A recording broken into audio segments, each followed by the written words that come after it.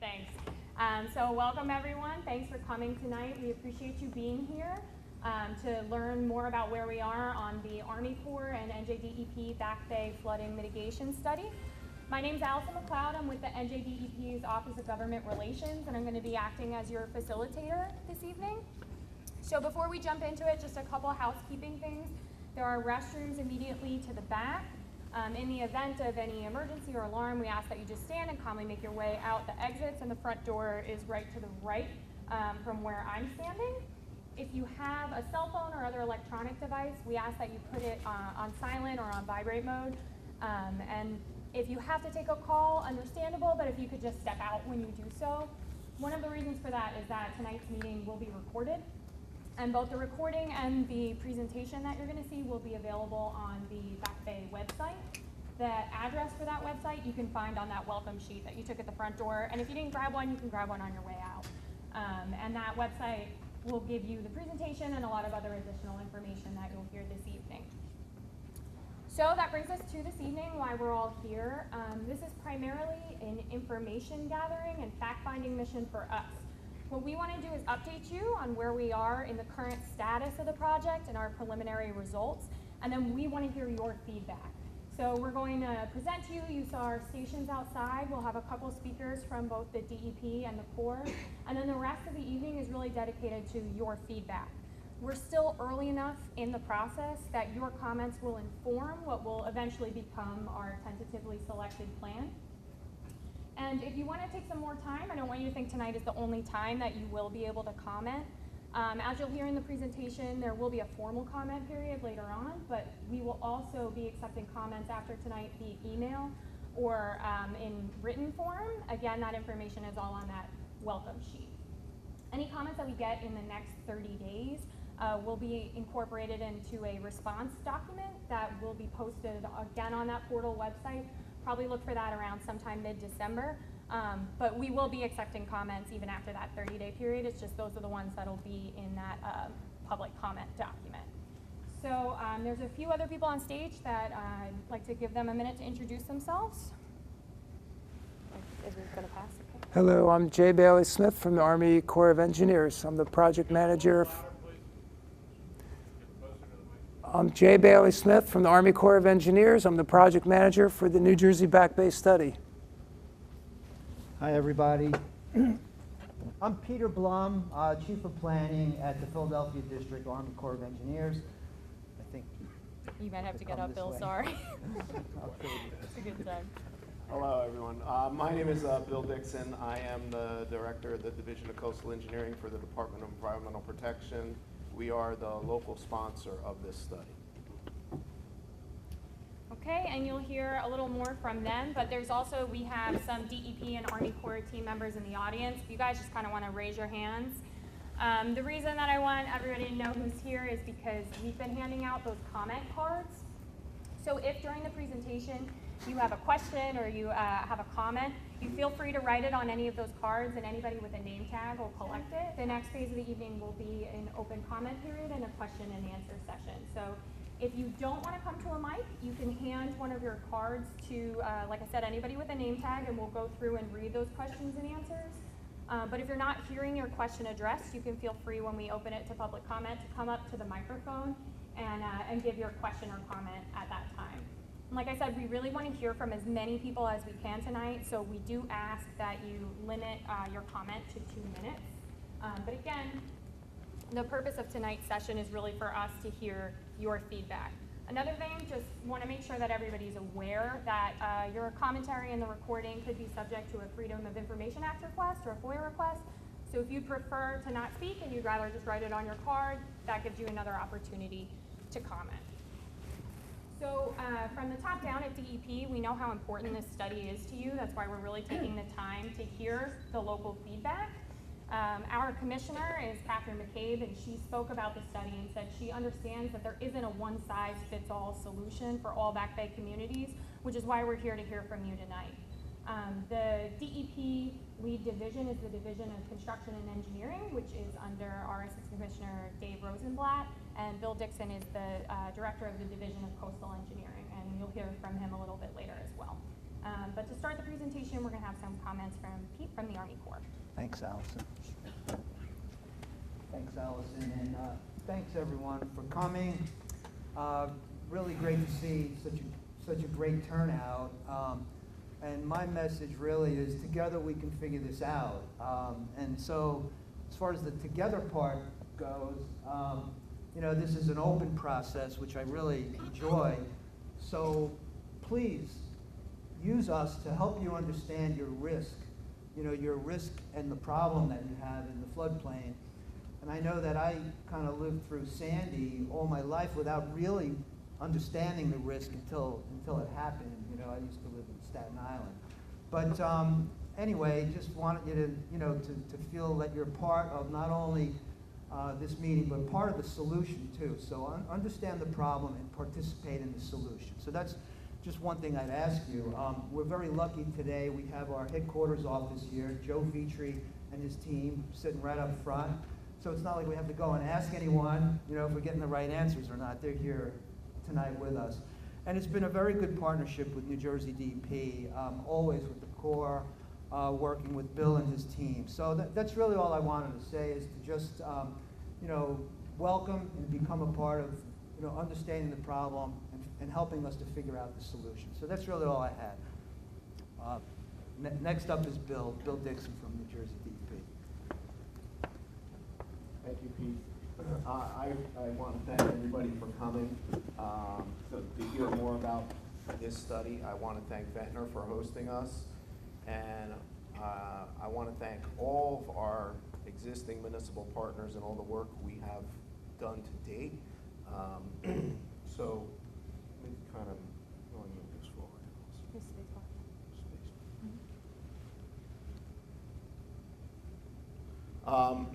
So I just need to say what the purpose of the Division of Coastal Engineering is for. Is to administer beach nourishment and coastal storm risk management projects throughout the state of New Jersey. It's to protect for life and property along the coast and to preserve New Jersey's coastal resources. We're able to do this work through a dedicated fund for shore protection, which enables that dedicated funding is currently $25 million a year that we can use to partner with the Corps of Engineers for these studies and projects that we currently undertaking. As I said, the state of New Jersey is the non-federal sponsor for this study. One of our responsibilities in this study is funding.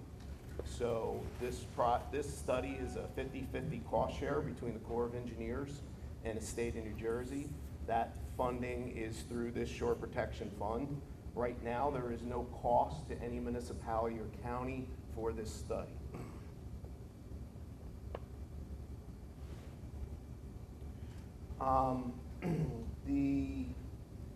Before I explain what's on this slide, what we're going through right now, you know, Sandy highlighted the threat due to tidal flooding, not just the threat we have on the ocean front for surge and wave damage, but those projects, as you are well aware, we just recently completed the beach fill throughout Absecon Island. That project and every other project along the New Jersey coast started just like this, in a study. And that study comes up with what's called a selected plan or project, which we can get approved through Congress.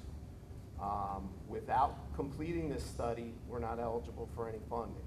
So the goal here for the state of New Jersey, why we're willing to partner with the Corps on this, is to find out what the Army Corps of Engineers can do to assist the citizens in the state of New Jersey on how to better protect ourselves in the future from back bay from back bay flooding. We can't do that without a study, and we have to complete a study before we can determine if the federal government will be willing to fund something in the future. Now, the reason why we partner with the federal government on all the projects we have done, we we are in the process of completing all the oceanfront beach projects in the state of New Jersey. And the reason we are doing that is to better protect the state and the citizens and infrastructure and homes. And you can quickly look at this cost share breakdown. To cost share with the federal government on initial construction of these projects, the federal government will fund 65%. The non-federal share is 35%. The state of New Jersey has traditionally funded 75% of that 35%. And the municipality picks up 25% of that 35%. What that means is 8.75 cents on the dollar to a municipality for a project. If we did not partner with the Corps of Engineers, the current cost share breakdown for a state and local funded project is quite obvious, 25 cents on the dollar. So it is pretty evident why it's in the best interest of the state and municipalities that we partner with the Army Corps of Engineers, if you look at it just from a dollars and cents point of view.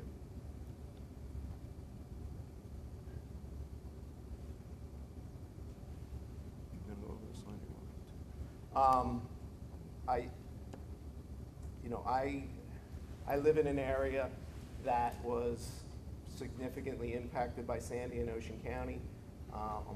We're both myself and our Corps partners have lived this ever since Sandy every day, and we're currently working on projects that were authorized prior to Sandy, and this is a very important study to be completed, so we're prepared for the future.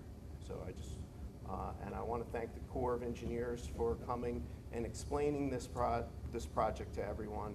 There's a lot of subject matter experts here from the Corps to help answer your questions.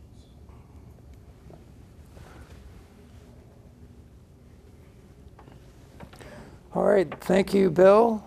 I'd just like to reiterate what Bill and Pete said about welcoming you to our public information meeting as we share information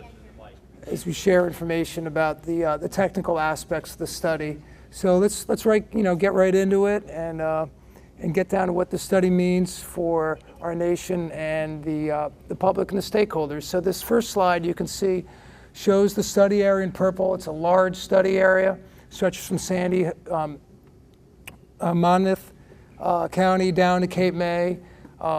You'll notice that the green and the yellow on the ocean front are all the shore protection projects we've completed for the open ocean coast. So we have comprehensive protection for the open ocean coast, but not for the back bays, and that's what this study is going to address. And there are complications because we have 12 inlets through which water comes through and floods the back bays. The study goals are to look at this coastal flooding and sea level rise risk management to reduce damages that affect your property, the population, and infrastructure. And ultimately, what we want to do is implement system-wide structural, non-structural, natural and nature-based solutions, which we will talk in the remainder of this talk. So we all know why we're here. It started after Hurricane Sandy in October of 2012. There's been numerous storms since then. We have a storm in South Carolina at this point. This flooding problem is not going away. So the Army Corps, in association with Congress, authorized the North Atlantic Coast Comprehensive Study after Sandy, completed in 2015. That laid the groundwork for our New Jersey Back Bay study focus area, of which there are 8 other focus areas along the east coast of the U.S. with similar goals. So the problem is bad now. Our analyses indicate that the problem could definitely get much worse. If you look at this map on the left, you see that the areas colored in purple are those areas that were inundated by Hurricane Sandy. And the Corps, with its climate change adaptation program, identifies a number of sea level curves to increase and rise in the future. There's a low curve, the intermediate curve, and the high curve. And using one of those curves, the intermediate curve, which projects a higher sea level change than what has occurred in the past, indicates that on the figure on the left, and we see the green, is that given that curve out to 2080, which is approximately 60 years, that we have continued and more increased flooding problems going forward. So the time is now to look at these problems and find solutions. So we've seen this, perhaps you've seen this figure over and over again, perhaps not, but these are all tough choices, folks, and we need to address these challenges now together to identify solutions.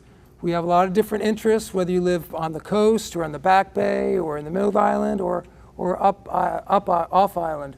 But we need to work together to come together to identify solutions that are compatible and understandable by all. What we're ultimately trying to get to is coastal resilience. You've heard this term perhaps over and over again. It's a very broad brush term. Perhaps it means something different to everybody, but we at the Corps identify it as the ability to anticipate, prepare, and adapt for changing conditions and withstand and respond and recover rapidly from storms. So we have a federal project we're going to talk about, we're going to talk about today. We want to interact with municipal level efforts and state level efforts to incorporate a comprehensive, inclusive resilience program.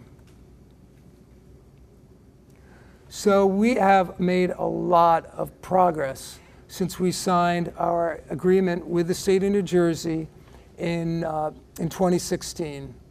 We've had numerous public, stakeholder, and agency meeting input, and from which we have incorporated all of your suggestions, thoughts, risk profiles.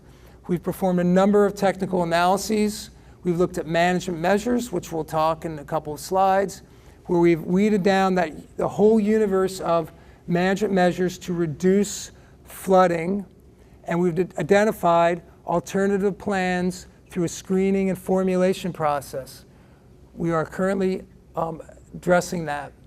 We've conducted a lot of economic modeling. A lot of what this comes down to is the comparison of benefits to costs.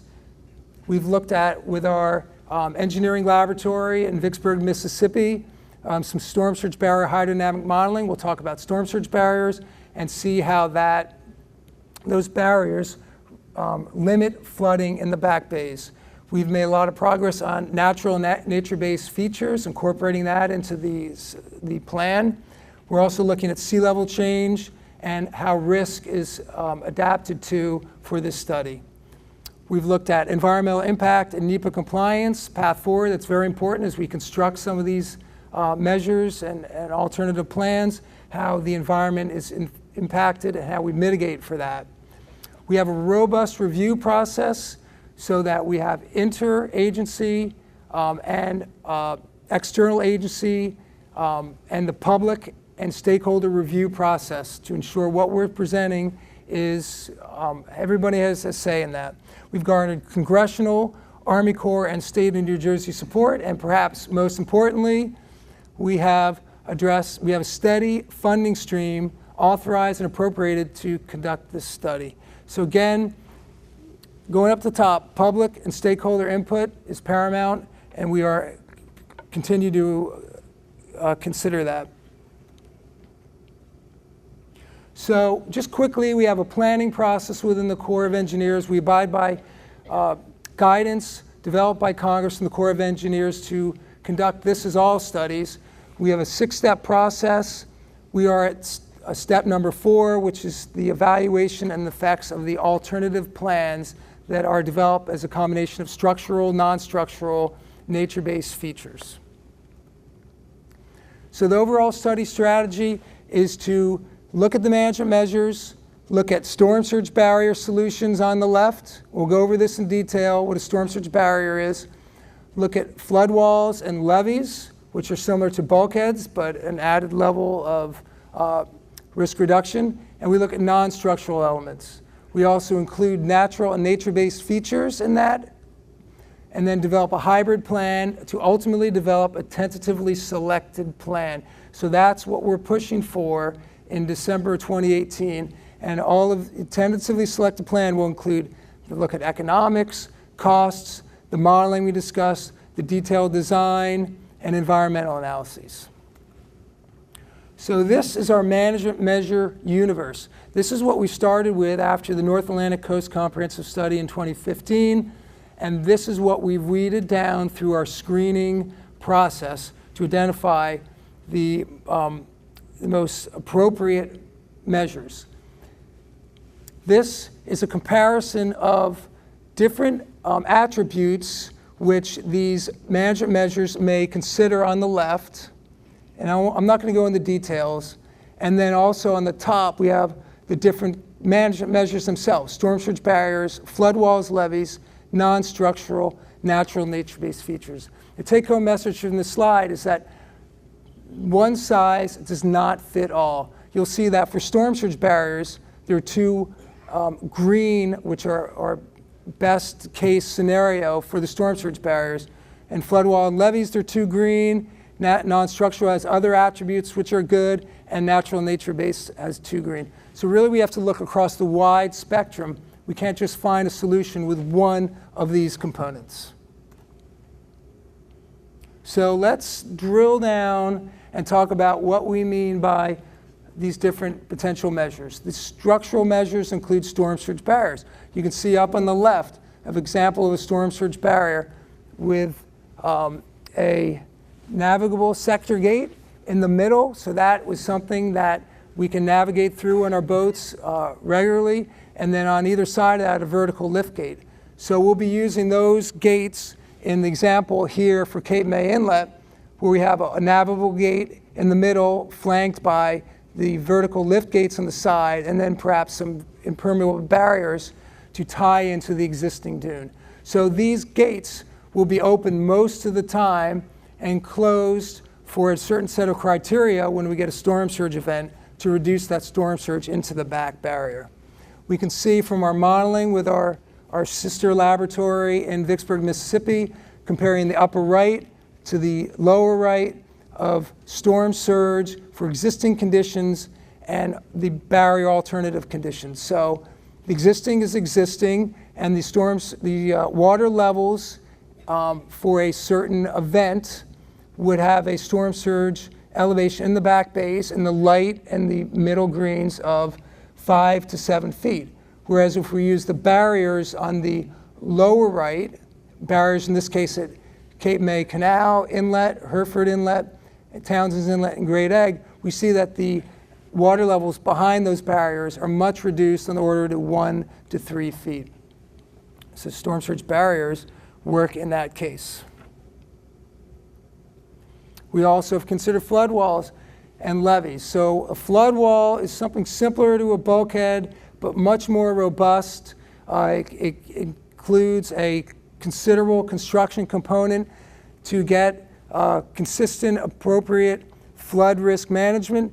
This is something we'd have to put at a large portion of the back bay shoreline. So on the lower left, you see that for Ocean City. We can see the green line where a flood wall would be appropriate for that location. Take special note on the right, these flood walls are on the order of 2 to 4 feet above the existing bulkheads. So on the existing condition on the upper right, you can see we have a bulkhead. On the middle photograph titled flood wall, we can see that that flood wall is a lot higher. So your views are going to be disrupted with this certain scenario.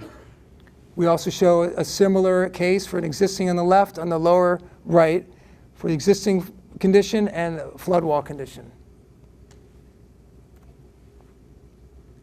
So we've performed, as part of our screening process for our flood wall and levee formulation screening, that comparing generally water levels to identify benefits and costs of construction of the flood wall or the levee, that these flood walls, preliminary findings indicate that these flood walls are appropriate for, on the left side, in the southern part of the study area. For all the areas, you can see the light blue. So that's 90% of the Barrier Islands south of Brigantine.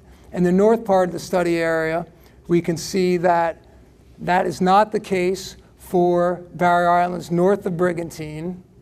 And you can see up at Seagirt, north of Manasquan Inlet. Really, that's the only place in the north part of the study area that currently flood walls are screened into the study. You'll also notice that using the criteria we developed based on benefits, water levels, and costs, that there are no flood walls included for the mainland portions of Barnegat Bay. Again, this is just preliminary. As we continue to identify and develop our storm surge barrier results, we're going to put this into a hybrid plan, incorporate non-structural, nature-based, and identify a selected plan currently selected for December of this year. So the non-structural analyses we're looking at, as you're very well aware, that includes elevation. We're also considering the importance of acquisition and relocation. It's a difficult word, but that's on the table at this point. Basically, we're going to recommend these non-structural alternatives in combination with the storm surge barriers and the flood walls and levees and the nature-based features. So let's take a quick look at natural and nature-based features. The NNBF, natural nature-based feature, jumps right to the top is living shorelines. That doesn't mean we discounted other types of NNBF, but living shorelines are considered. We're looking at that at both locations with unarmored shorelines adjacent to infrastructure, as well as complementary to structural alternatives such as flood walls and levees. There's a lot of research going on at the Corps of Engineers right now, Engineering with Nature, where we're looking at other possibilities, including the use of textured concrete, from where natural features and clams and faunal beings can attach to, as well as habitat benches on the lower side of a flood wall. So we're taking a hard look at NNBF. So how we identify, how we assess the portion of all these different components, we're looking at a system of economic accounts. So we have 4 systems in the Corps of Engineers that we use, including the National Economic Development. Basically, this examines the return per dollar spent and optimizes the balance between that, the construction costs, and the benefits. So it's a benefit to cost ratio that we look at. We also look at the regional economic and development, which is a look at the comparison of benefits and costs on a regional regional setting. We look at the environmental quality features, includes the beneficial adverse changes in the environment and other social effects, community impacts, life safe and healthy, and safety and health. So before Jay goes on further, all those examples he showed you previously of different types of structures, this is still in the very early planning stages. Nothing has been identified. We're not proposing right now to put a wall around Ocean City. That's one of the options that may be eligible. We don't know yet, and we don't know what position. I don't want people to get scared, because we don't know yet. But this is the big picture view right now, and as the study goes on, things will get weeded out and will get narrowed down to what makes more sense. But this is just an example of the types of, basically what we're trying to do is develop a plan for the structural stuff is to keep the water out. For the non-structural, it's to adapt to the water coming in, is kind of the big picture plan. And, but we're still very early on, and these are just the things we're looking at. And then Jay's going to explain through the Corps' regulations how they have to justify these projects is based upon cost benefit. The development of the plan and advancing the design will come later. So. Thank you, Bill. So we have discussed the 4 systems of accounts that we use to critique the ultimate selected plan. The National Economic Development Plan is the plan which is identified in core regulations, where we look at the benefits against the costs to identify if a project has a positive ratio, a positive benefit cost ratio. So what we look at again is we estimate the coastal storm damages by looking at the flooding which could occur across a number of ranges of water levels, to the damages that occur, which inform the benefits over the next 50 years if no action takes place. We then compare that to the damages, the potential reduced damages, which would occur if the project was in place. So we look at what it could be and what the project how the project will reduce damages. And that will help to justify the ultimate project. So we will take all these measures we've identified, plug those into a number of hybrid plans, and then select the tentatively selected plan based on the comparison of the benefits and costs using the National Economic Development Program, as well as the other 3 systems of accounts that we discussed. So as I said, we took a hard look at all of the benefits associated with reduction of damage, as shown on the left. These include structure damages, content damages, infrastructure damages, vehicle damages, and compare that to the costs of construction, acquiring real estate, and mitigating impacts for the environment, operation and maintenance of these features, these management measures, etc.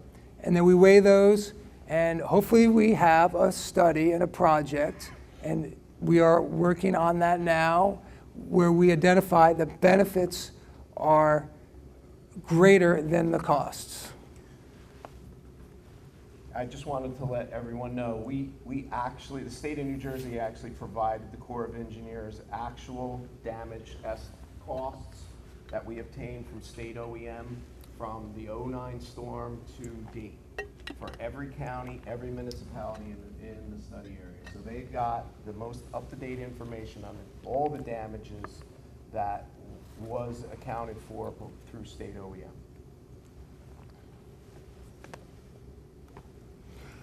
Okay, so let's talk process now. So a lot of the discussion prior to the presentation here now was, what can the Corps and the state do for us now? We are working through a process where we started the study in 2016. We have had numerous stakeholder workshops, working with NEPA, public meetings, notice of intent in the Federal Register. We have identified cooperating agencies. We have had local elected officials meetings, as well as meetings with environmental agencies, and we've identified stakeholder public meetings as we're having right now. So collaboration is important. For the process going forward, it's September 2018 right now. We are identifying a tentatively selected plan, TSP, milestone meeting in December of 2018. That's 3 months now, where, as I said, we go through all the alternatives, look at the system accounts to identify a tentative selected plan.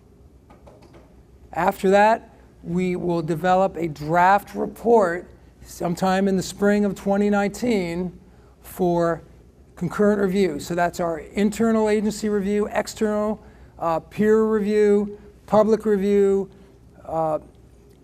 stakeholder review, policy review. So spring of 2019 is when we're looking to do that. We also, because the study area is so large and we have many interests, the potential for a study exemption is possible. So we have, under core guidance, a 3-year, $3 million benchmark for studies.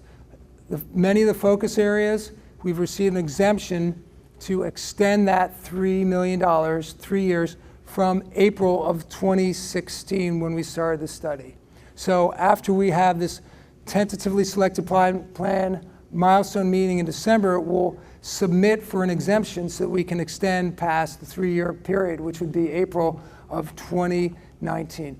The goal is to identify, so we'll have a draft report for release in 2019, and the goal is to develop a final integrated feasibility report and environmental impact statement, full EIS, for NEPA in 2021. This would complete the feasibility phase. Another milestone for the public and comment is that spring 2019 is approximately when the official public comment period is for this study. It's going to occur somewhere in that time frame. That's when the official comments will be official public notice will be posted and official comments will be taken. But as we said before, we are taking comments now as well, and all comments will be considered.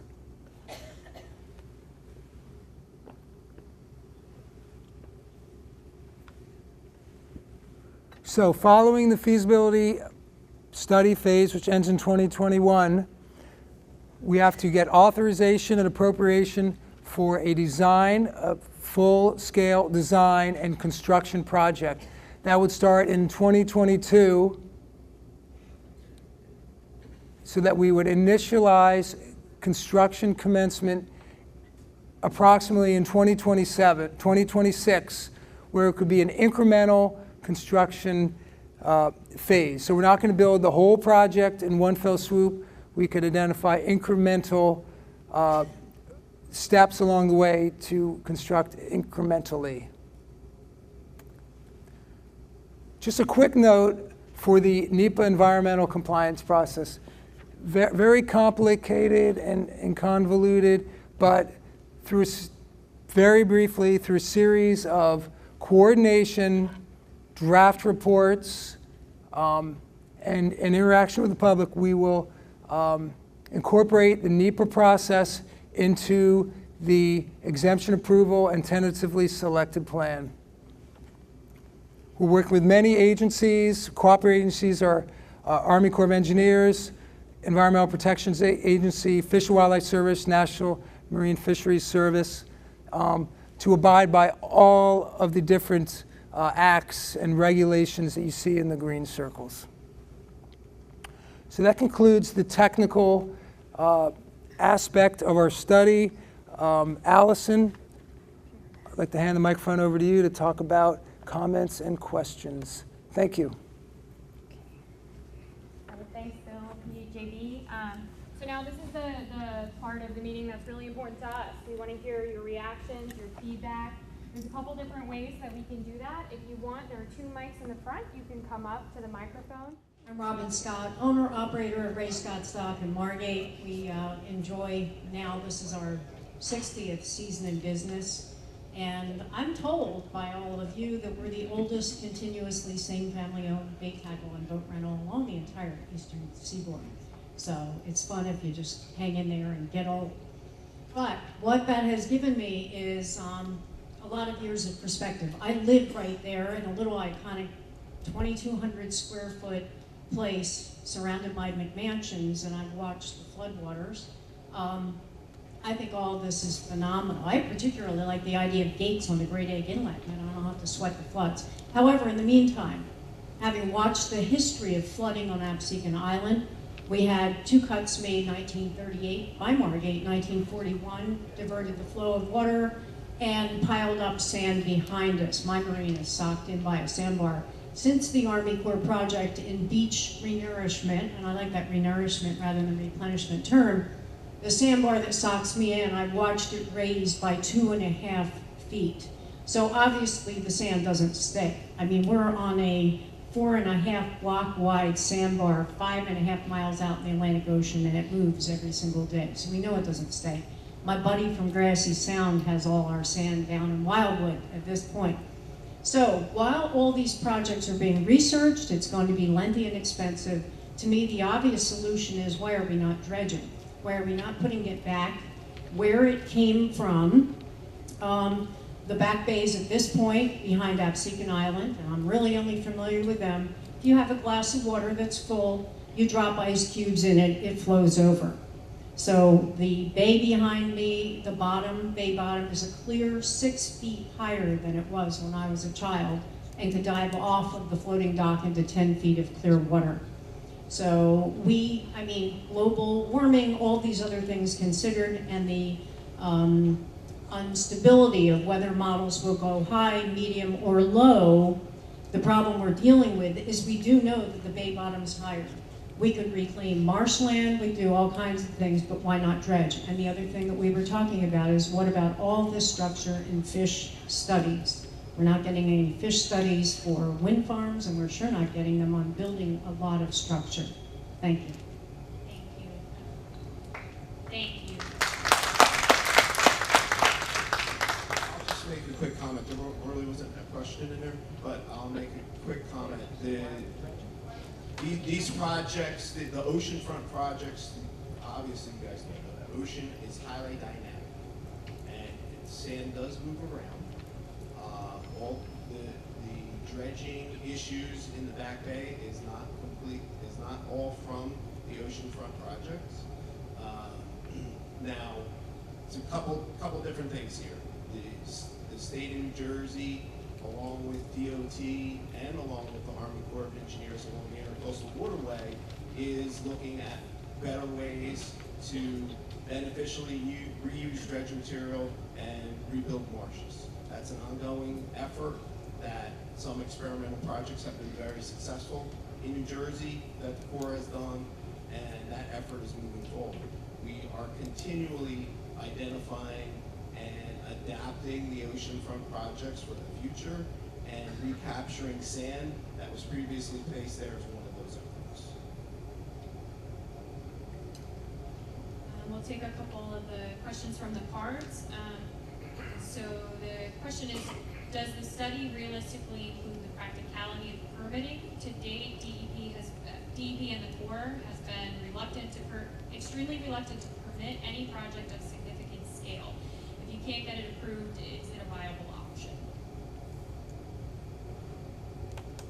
So permitting is absolutely a critical point.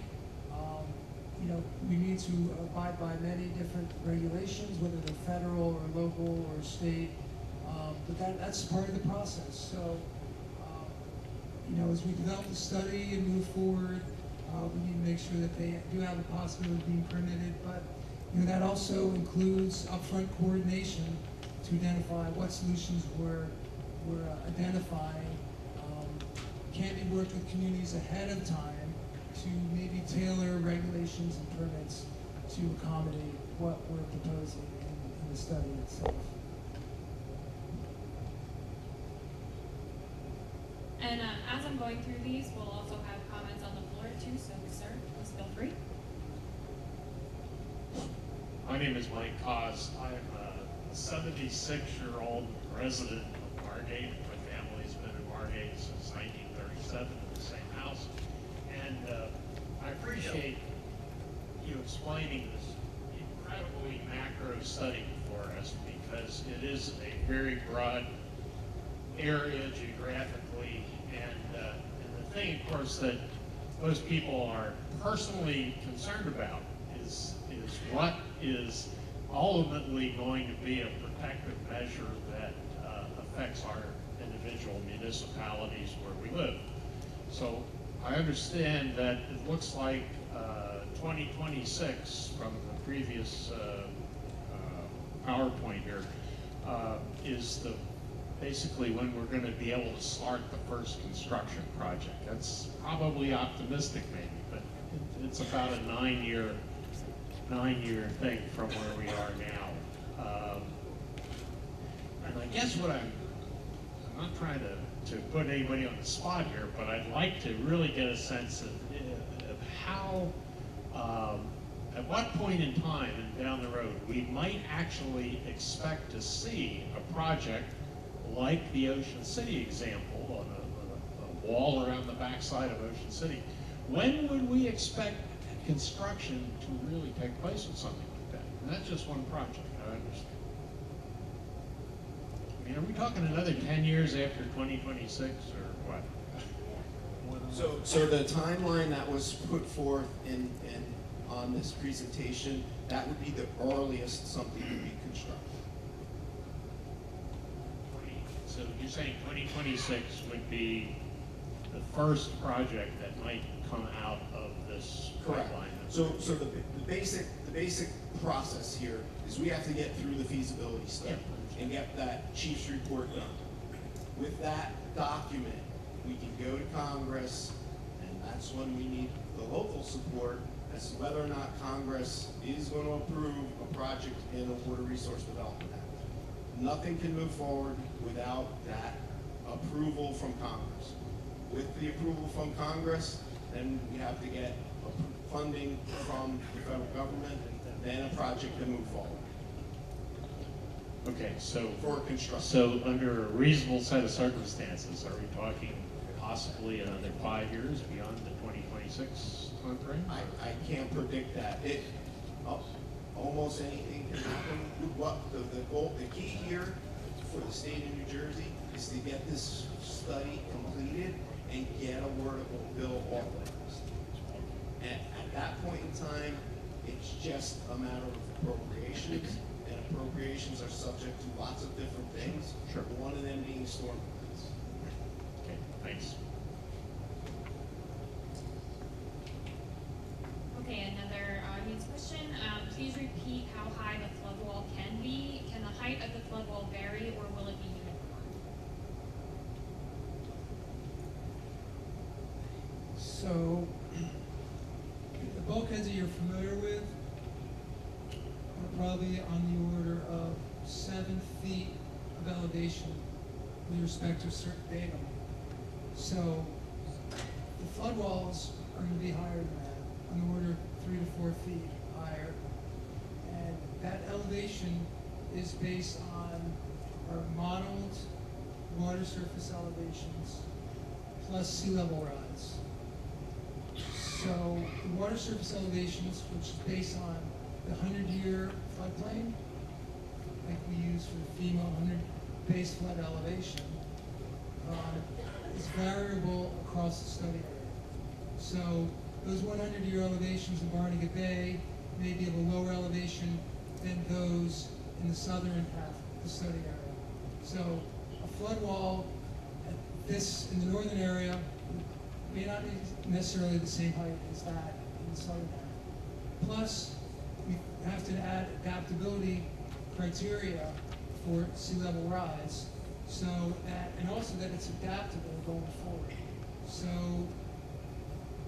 flood wall heights can vary, but it's important for a local area that the flood wall height is similar. Because when you have flood wall height at this elevation and just one portion of that flood wall, say within a mile stretch, that's 3 feet lower, it defeats the purpose of a consistent height of the flood wall.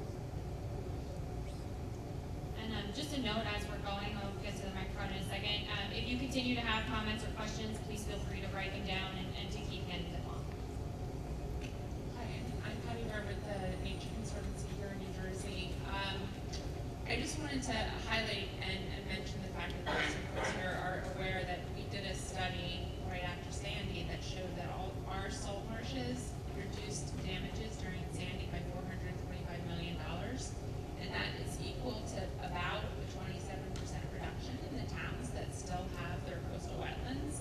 And so to go back to Bill's comment about the Army Corps and the state looking at different projects to beneficially use dredge material, I would encourage you guys, as you're looking at the nature-based features, to be including some inland placement, marsh recreation to keep our salt marshes in place to reduce future damages.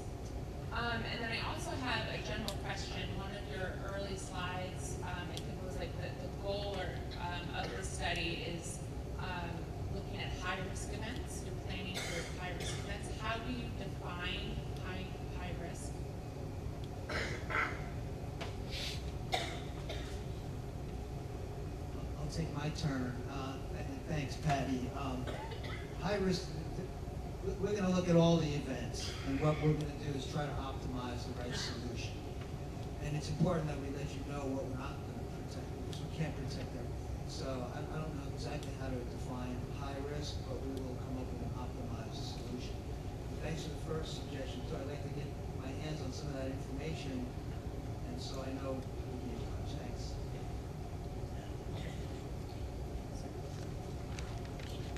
My name is Ruth Freedman, and my wife and I are honored to reside in Ventnor at the Newport Marina Bay. And I understand that the project, like you said, will start around 2026. What determines where you start? Because it looks like it's a pretty long coastal line or back bay. And what happens in the meantime after 9 to 12 years of study going on with all the flooding that we have now? Thank you. Okay, I'll take a shot at one part of it and Bill will jump in, but just want to say, we don't know yet, but I'd like to think we would do the ones that will provide the best value for the cost right off the start. So we want to start accruing these benefits right away. So if there's a small independent piece, we'll look to do that first. But once it's in construction, you're going to get construction funds, and you look at the whole project as a whole. So also going back to the questions about how long it would take. We're always looking for small solutions if we can get away with doing something smaller and a smaller program. And so far we haven't found any. It's got to be kind of a complete comprehensive solution. So that was the first question. Second one? So what's going to happen in between now and then? And we have the same situation for the oceanfront projects. It took this long or longer for some of those projects to go to construction. The state of New Jersey did do some projects, did do some beach nourishment projects without the Corps of Engineers in advance one-time fills to hopefully get us to the federal project. But the state is also doing stuff independent of the Corps. There's local planning aid opportunities that are currently the state is considering to help municipalities come to the state with ideas on what to do in addition or beyond what the Corps can do.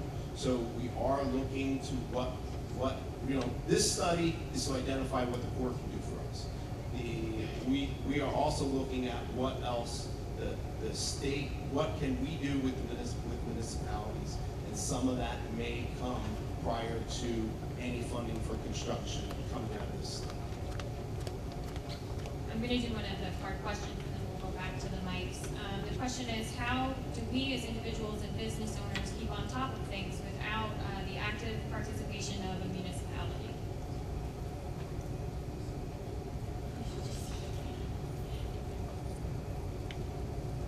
So this is a very difficult situation, this flooding issue. And it's going to take all levels of government to provide more resiliency. And municipalities, really the citizens of municipalities, need to decide if they want to have the government, the federal government and or the state government provide assistance. At this point in time, we have no plans of doing any project unless the municipality wants it. Hey, sir. Hello, my name is Jim Everwine, and it's good to see some of my old buddies from the court. I have a question for you. Picture's worth 1,000 words, and I know the gentleman from the EPA, you mentioned that a lot of the data from the presidential declarations and the damage in 2009 was used as an impetus for the study as far as dollar loss and things like that. Do you have any kind of archive data that shows you tide gauge differential from the ocean front and the back bay? And the reason I bring that up is the the other night, I live in Absecon, the other night, Atlantic City had to march up 1.1 foot above normal. And back toward Absecon, 230, march was 4.3 feet. So it's always been the problem that our risk fund comes from that bay. So I noticed some of your poles that you're constructing are primarily on the ocean side of bays, back bays. Is there any concern about the mainland side of constructing any barriers like that? And my final point is, I like the idea of the vertical gates for the navigation. And you mentioned surge. Is that going to be surge from tropical or eraser as well? Thank you. Thank you. So I think there's a number of questions in there. The surge gates would address any kind of elevated water levels, whether it's a hurricane or northeaster. So we have to develop criteria when we would close those surge gates. So, you know, we're not going to be closing it 10 or 20 times a year because it does get to be a little expensive, you know, with the O&M operation maintenance of the gates. But it would definitely, you know, include both hurricanes and northeasters. You know, the question about the difference in water levels from the ocean to the bay is a good question. And before I hand the microphone over to Jeff Gebber, who would have a good answer to that, you know, we just had a flooding event in the last few days where the gauges in Atlantic City showed an increased water elevation of a foot or so. But, you know, reading some of the articles and talking to residents, there was a rather significant flooding event just a few days ago in the Back Bay, which would indicate that the water levels were above a foot. So, I don't know, Jeff, could you speak to why we see a discrepancy between the ocean and the bay water levels during an event like that? Yeah, we've, you know, there's only really a single oceanfront gauge, that's Atlantic City. There's one, the National Ocean Service operates on the Cape May Canal, which is technically inside of Delaware Bay. And there's the other one, Sandy Hook, which isn't really on an open ocean, but certainly was.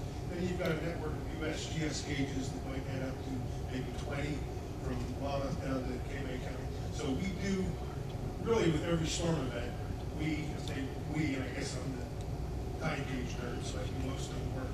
So for a number of the storms, we put together the data that show how different flooding in Back Bay is from what the very few oceanfront gauges measure.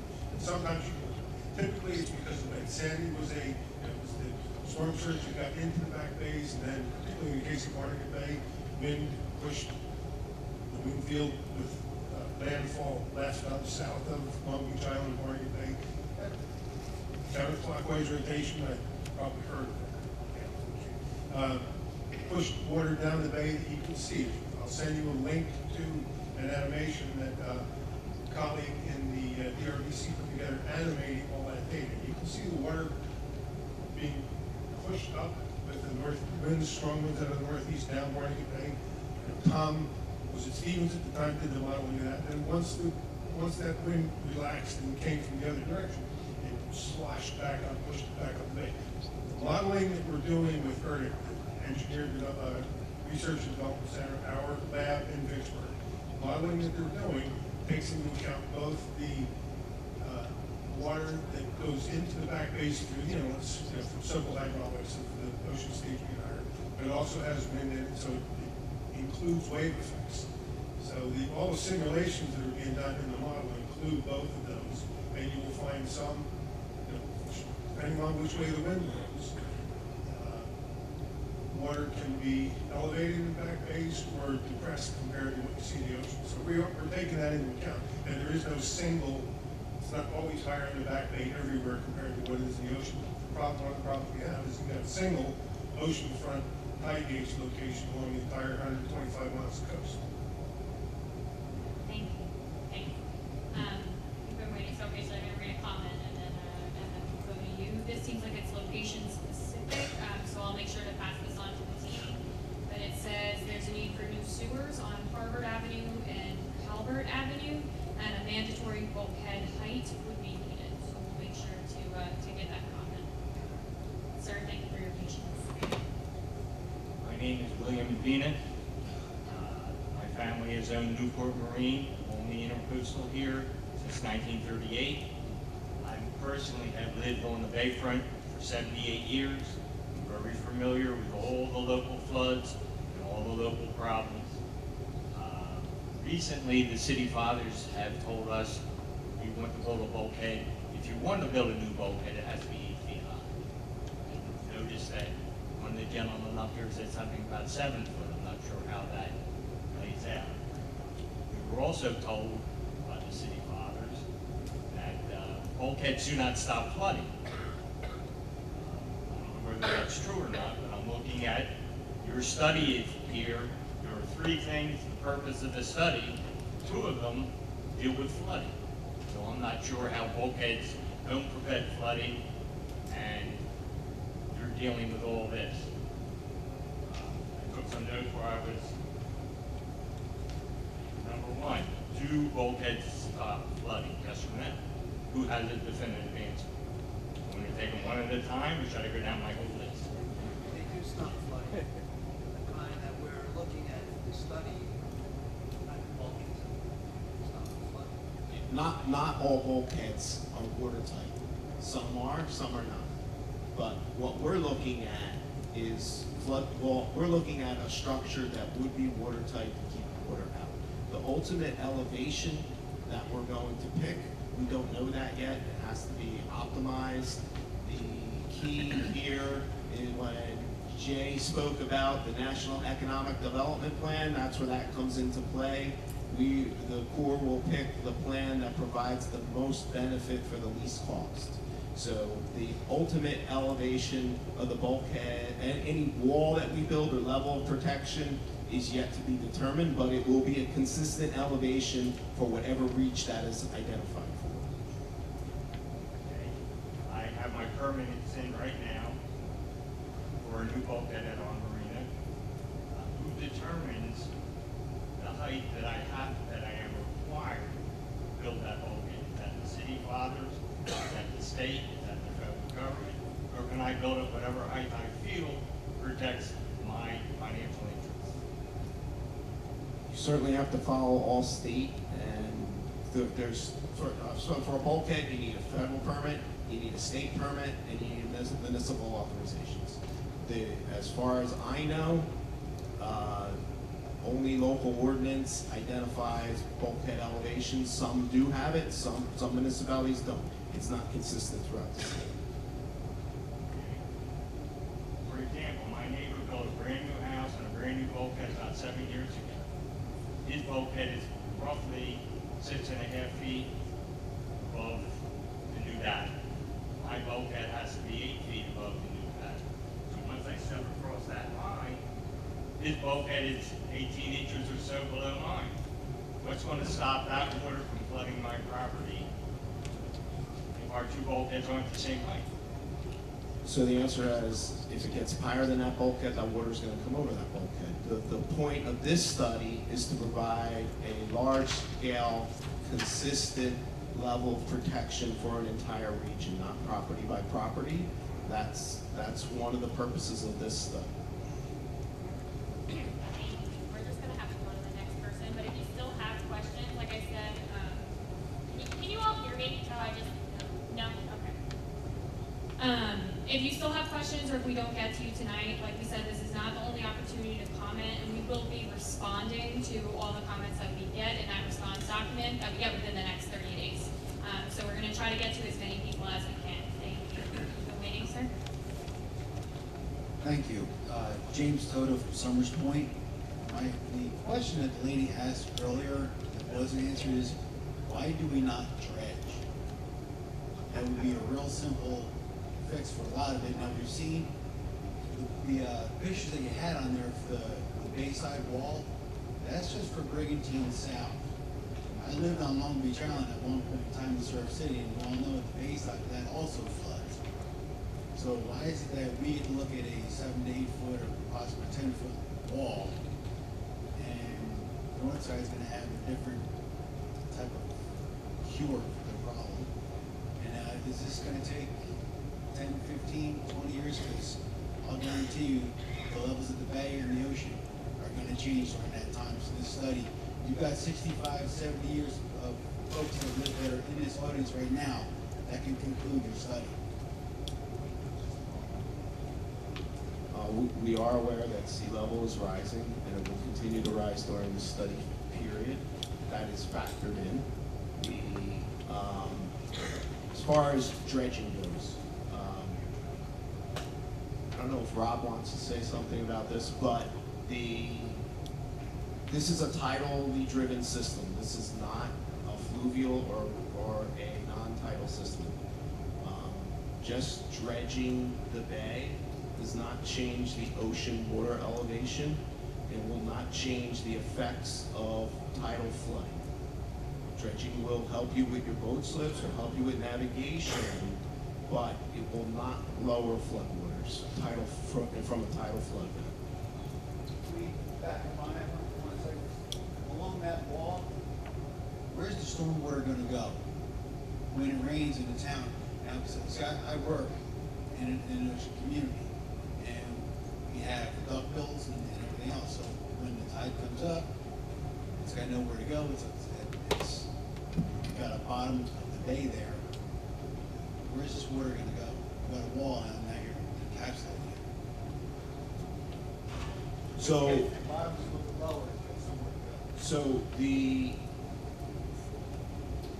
any system that we build that is a perimeter system that is designed to keep tidal water out, we will have to also design to get the rainwater out and do not induce flooding.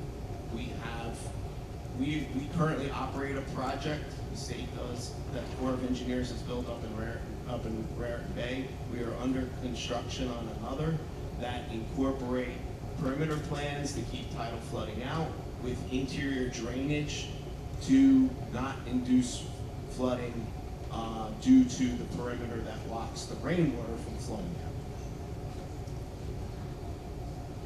Thanks, Bill. And I just wanted everyone to know that we did get a couple more written comments on dredging, so we also will be including those when we pass on all our comments to the board for their consideration. Rick Santoro, Ventnor resident. I do have a question. I don't know if it relates to dredging or not, but was there ever any study conducted to the extent that the back bays and the areas were effectively cleaned up post-Hurricane Sandy? All the missing sheds, trailers, bicycles, railroad timbers, all that's the trees. Where did they go, and is that causing the flooding on the back bays? Was that cleaned up?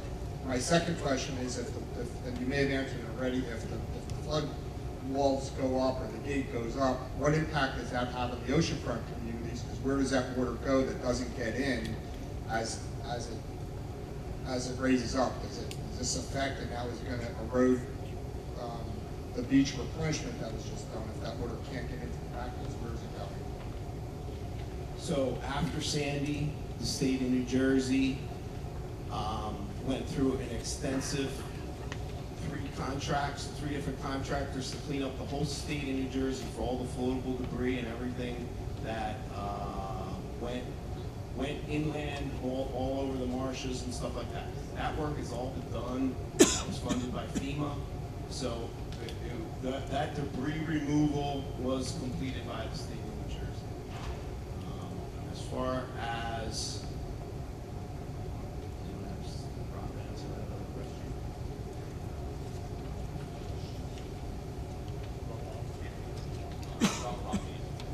can you guys hear me? Yeah. So the ERDIC modeling that we're conducting does evaluate the potential impacts if you close the inlet. How would the water level on the ocean side be changed? We're going to look at that in more detail, but I'll just say that generally speaking, it's a very local impact and won't have a significant effect on most of the beach projects. Okay, I'll do one from here and then we'll move to you. Why does it seem all studies are done on coastal waterways and not on back bays? And why use Army Corps for this work? So it's why does it seem that the majority of the studies beforehand have been done on coastal waterways, and then why is Army Corps doing it as opposed to just the state? state? Is the question. So, there's a couple reasons. One is purely financial. It's more cost effective for the state and the local municipalities if we partner with the Corps. The other is the Corps of Engineers is the flood experts in the country, and we don't have the in-house capability ourselves without contracting out to other consultants to do this type of study. So we have partnered with the Corps of Engineers on virtually all the oceanfront projects, and this opportunity for this study came to be due to this, one of the effects of Sandy was the Sandy supplemental bill. That bill created this study, the funding that came out of that bill. So this study is in direct response to Sandy. Sir? Yes, my name is Bob Moloch. I'm the commissioner at Cape May Point Borough, and we're the furthest south, and we are surrounded by the ocean, and on the other side, Delaware Bay. We have very much appreciated working with you folks over the years, particularly for our dunes. We've been working on them for over 3 decades now. They're 30 feet high, and they've been very, very helpful to us to avoid these flooding streets that we see that are going around in South Jersey.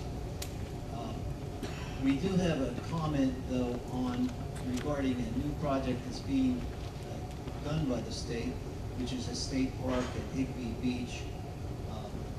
The idea there is to take a large upland area and change it into saltwater wetland. Our dune system, we would like to see go across the southwest part of Cape Island.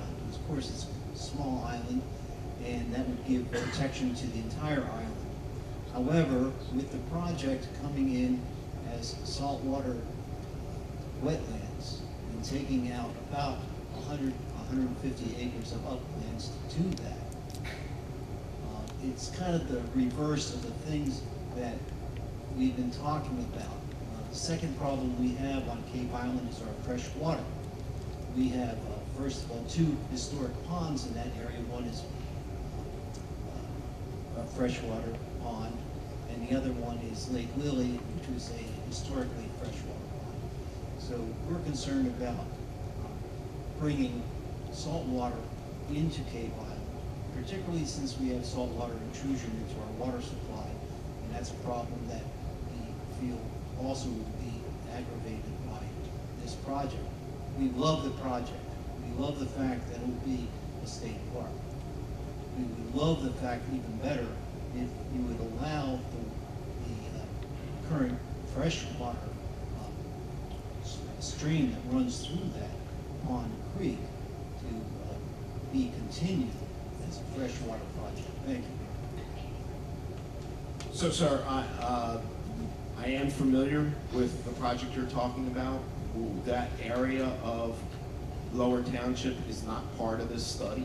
What you're talking about is not really related to what we're doing here today, but I'd be glad to talk to you about that Pond Creek project and its potential impact to Cape May Point.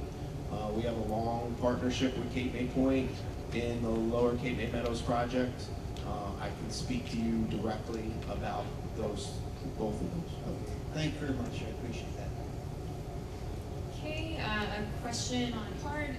Some of the coastal area is within the jurisdiction of the Pinelands National Reserve. What is the involvement of the state's Pinelands managers as to alternatives consideration?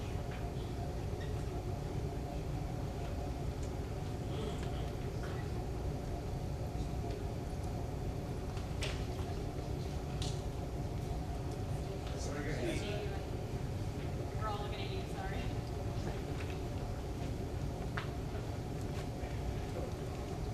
Well, I think we could say that, if it extended into the Pinelands Reserve, it would be up into more of the freshwater, maybe some of the tidal portions of the freshwater area. So we'll definitely be working, if we have to, with the Pinelands Commission through our permitting process, through the state coastal zone management procedures as well. So that's something we have to look, but it would all be dependent on if we're proposing any measures up that far into that area.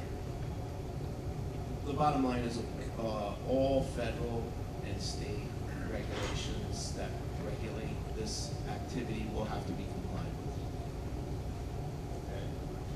Thanks. I'm John Weber. I work for the Surfrider Foundation, and I have a question about the modeling. It's really for the folks in Vicksburg, but I think some people here might know how they're operating, and I'm going to relate it to current events. For the second time in 13 months, we're looking at 40 inches of rainfall in the continental United States. Before that happened in Hurricane Harvey, it was 100 years before 40 inches of rain fell in the continental United States. So my question about the modeling is, do the modelers only look backwards? Do they look at what has happened in the past to try and create models about the future? Just because I feel that looking backwards always fails us. You know, nobody thought that Katrina could happen until it happened. Nobody thought that Sandy could happen until it happened. Nobody thought that 40 inches of rain could fall in Texas until it happened.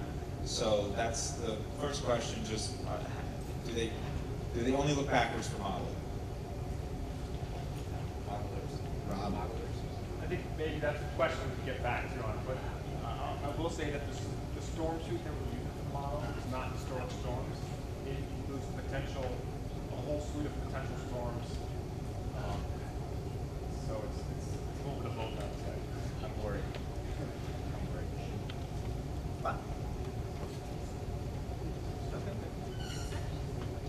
Yes, Rich Levitt, Planning Board Chairman, Northfield, New Jersey.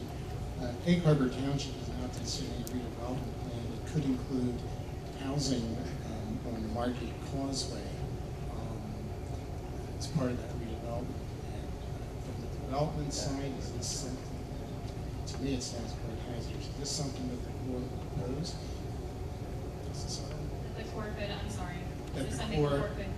would oppose such development where there is no residential housing at this point on the Back Bay Islands connecting the causeways to the beach communities. I can, just before the Corps goes, I can just say from a DEP perspective, any development that's in a regulated area has to be approved by DEP. So they would look at it first as well. I'm not sure. And from a core perspective, there are permits, environmental permits that would have to be here too, but the question also comes down if it's a navigable waterway, that would require a permit as well as just environmental wetland. So those are the top things that would have to be considered, at least from a federal government perspective. Margate Causeway, almost all of it, as far as I can recall, is almost all wetlands, and there are multiple wetland regulations. I can't say you can't get a permit, but it would be extremely difficult to get a permit. You know, you have to speak to our land use regulation program specifically on that. This comment might be a little location specific, so again, we'll make sure the board gets this information, but it says work was started near the Ducktown area of Atlantic City on Texas and Nevada Avenues to alleviate flooding, and what is the status of that project? I'm not sure if that area is part of this project. If not, I'm sure we can get back to whoever that person is. Yeah, we'd have to get back to you. As far as I know, that is not part of this. But if the person that asked that wants to, approach one of us afterwards, we'd be happy to talk to you more about that project. Sir? If you determine that relocation is the best option for a certain site, is that something that could be done before 2026? And could you just tell me what that would look like for a relocation? Thanks.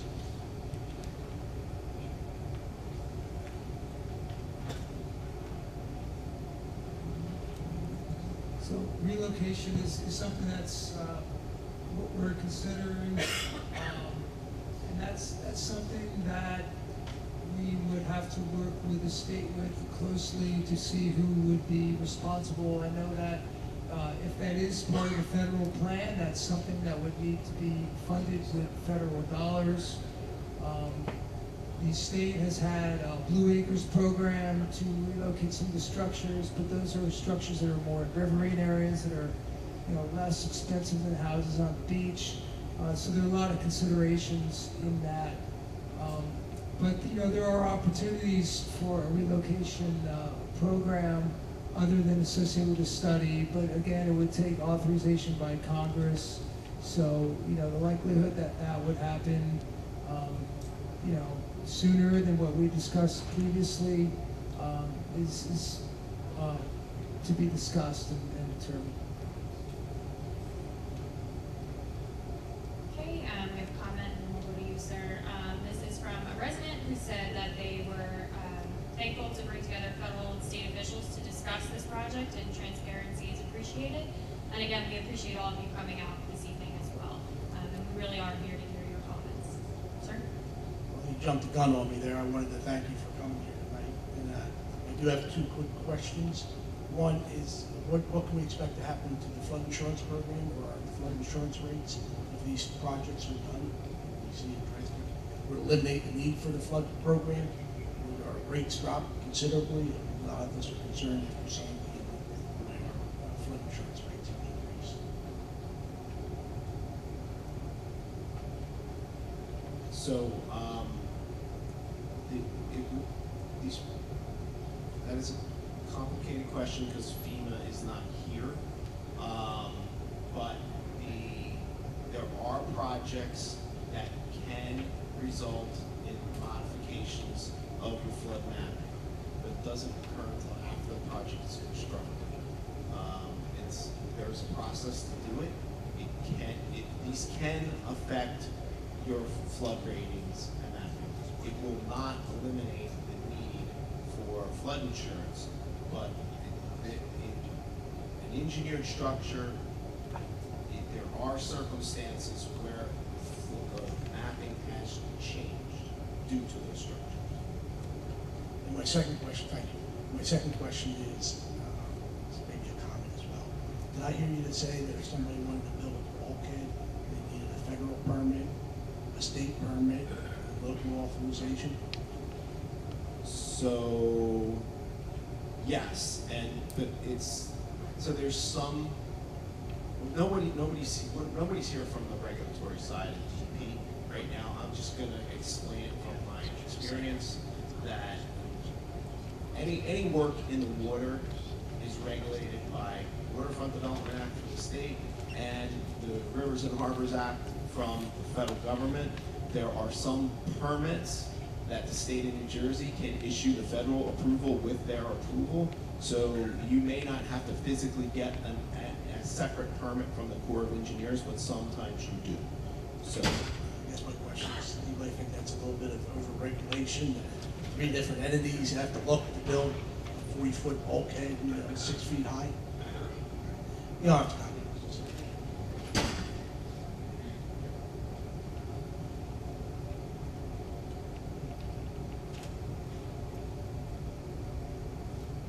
I'm Debbie Morris from Grassy Sound. My husband and I own Grassy Sound Marina for 16 years. And we don't have 25 years to wait, and we certainly are not going to. Grassy Sound is certainly not going to make any cuts from benefit to cost from this project or any other project. We have no help from our municipality. We need living shoreline projects. We need a more expeditious permitting process. The cost is outrageous. The engineering, permitting, soil samples. The level of frustration is way up here. We found the DEP and the Army Corps to be very hostile to the business community. And that's where I'm coming from. I would like to know, obviously this isn't the right, I came here to find out what can be done, what is being done. We don't have that time to wait, and honestly, that we're not even on anybody's radar. So who can I contact in the DEP to get help. We need a more expeditious and cost-effective permitting process. Thank you. So I can actually speak to this one. If I'd be happy to touch base with you after. We at DEP we have an office of permit coordination, which is the one group that you can go to for all of your permits. So I would welcome to talk to you more about your experience and what we can do for you for your particular site. So I'll talk to you after. Hi, my name's Andrea Batinga, and I live in Atlantic City by the bay. I spoke to Mr. Smith when I first came in and showed him some pictures. I don't have 20 years to wait. I have no sidewalks since Sandy. Every new moon and full moon, I have floods. Every time the last 4 days, I have floods. So being that you guys can't help me, who do I go to now? The municipality? Tell me where to go. Or if you'd like, I'd show you all my pictures. So there are many places, both on the barrier island and on the mainland, that every full moon tide, there's flooding. It's even to get here, to go through Chelsea Heights to get here, there's flooding. We're well aware of that. This is nothing new. We know it's gonna get worse. We're trying to come up with a comprehensive plan for this study on how to address it, how to deal with, right now, we don't have an answer to do something tomorrow. So I would encourage that you speak to your your local officials. And this is a difficult issue. This is not an easy issue to address. And I live in a community that has the same problems every full moon tide, and when the wind blows east, it's even a lot worse. So we're well on the mainland side. Barrier Island, when it blows west, it's a major problem. So we're well aware of this. We're hoping that we can come up with a comprehensive plan, but it is going to take a little bit of time. Okay, we're about at 8 o'clock and it looks like we've wrapped up. I don't have any more comments on cards. If you're hanging onto any comment cards or anything that you want to share, like I said, please give them to a team member. Or you can keep commenting via email on the portal. You can mail your comments into us. But I just want to take a minute to thank everybody for coming. We really appreciate it and hearing from you. Oh, I'm sorry, we did have one more. I apologize, sir. I didn't see you. Just waiting to the end. Lance Landgraf from the City Commission here in the City of Ventnor. Just want to thank you guys for bringing this to our community. It's very impactful. We've all been here the last few days and seen the flooding that's happened on our back bay. As Chelsea Heights, as Bob really you spoke about. We all know about it. We live on a barrier island. Not a whole lot we can do right now. From my understanding, the dunes that are out on our beachfront now, that study started in 1981 and 82. That's a nice one.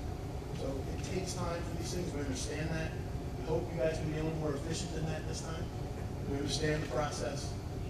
Just know the vendor is very supportive of what you're trying to do to help us on our back base. We understand that it's not going to happen soon enough. But again, thank you guys for coming out.